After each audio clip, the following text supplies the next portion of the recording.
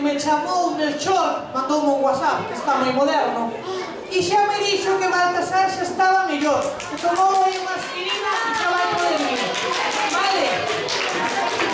Ahora vamos a continuar con los miembros de San Tomé y me ayuda a presentar Nadia, Uxía e Iker. Vengan por aquí.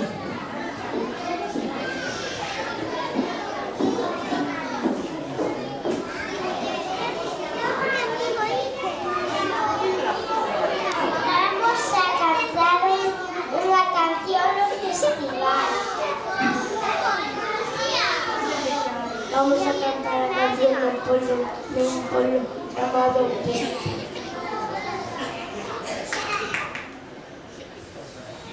Un pueblo que le gusta el trigo.